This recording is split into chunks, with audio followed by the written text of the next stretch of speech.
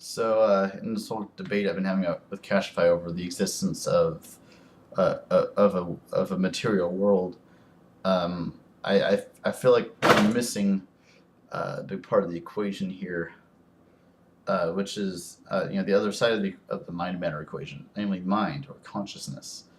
Cashify seems to take consciousness for granted almost. He kind of takes it as a kind of given without really explaining what it is or what it's doing. Instead of this view of consciousness as this stuff that's everywhere and that creates the material world. Um, so I guess I'll offer my own perspective on consciousness. It's great to talk about my perspective because the first point of my first point on consciousness is that consciousness always has a perspective. Um, it is always situated somewhere in an environment. Um,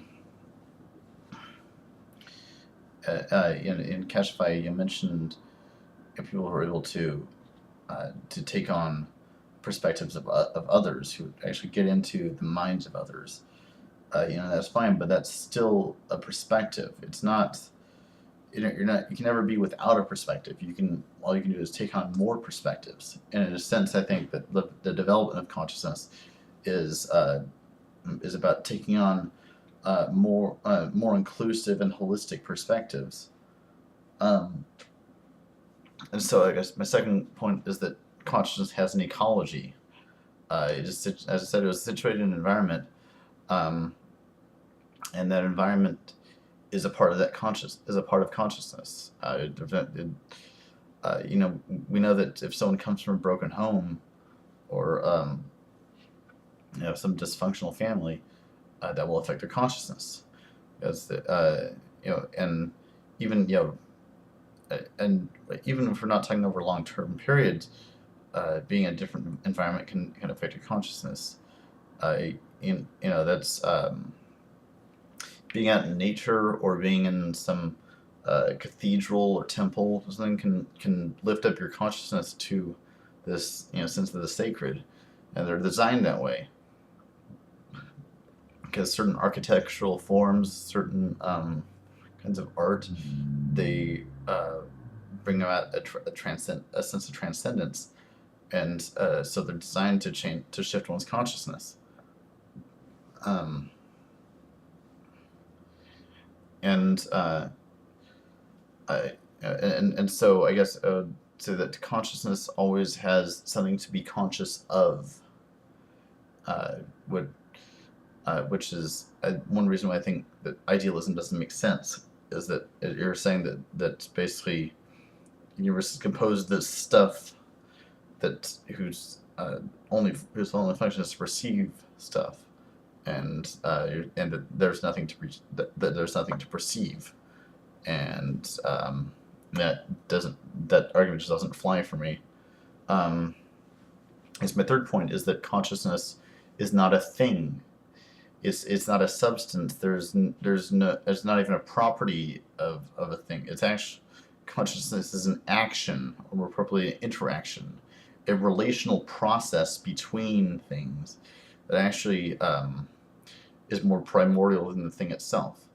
I should say the relationship is more primordial than the thing itself. Um, there's the subject and object relationship, but the subject and object are not as separate as they appear. The relationship between them is more primordial, and the subject and object are abstracted out of their relationships. Um, I've talked in previous videos about how like relational reality, and about how matter is also relational, and that we look at the structure of an atom and realize that matter is energy, and but what is energy? Well, energy is a relationship, um, and so you say that, well, what is an atom? What is an atom made of? Well, it's made out of relationships. Well, what are those relationships made of? Well, relationships between relationships. So it's this fractal hierarchy of relationships between relationships between relationships. And I would argue that it's that at each level of complexity of those relationships, there's emergence of higher interior relationships. So there's exterior relationships and interior relationships that have different orders of complexity, so that like an electron can prehend, to use Whitehead's term, its relationship to the nucleus of an atom. It can also prehend other electrons, and in creating this atomic bond that creates molecules, and those molecules form together to create cells, and those cells create complex organisms. And at each level of exterior complexity, there's a greater level of interior complexity. They all enact a wider environment, um, and so, and then what is your brain? Well, it's this. It's a network of some of those complex kinds of cells, neurons, which are able to form these complex relationships to each other. Um, and so it's not illusory to say that neurons have to do with consciousness. It's just that they have to do with complexifying consciousness to the point where I'm able to make a video like this. I think so my final point about consciousness is to differentiate it from experience, and that's where it kind of gets tricky, because I'm not a panpsychist, I'm a pan-experientialist, and I think experience is more primordial. Um, a lot of people think you can't experience something if you're not conscious of it, but certainly Freud and Jung did not agree with that.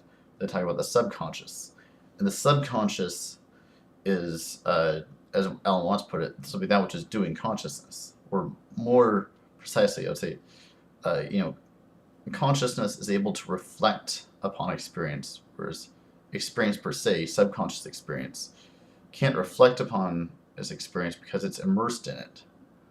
And so I think that's how consciousness is the higher order emergence of a more primitive experience. For the sake of saving time, I'm gonna end it there and may elaborate on a little bit of this a little bit later. But thanks for listening. Peace.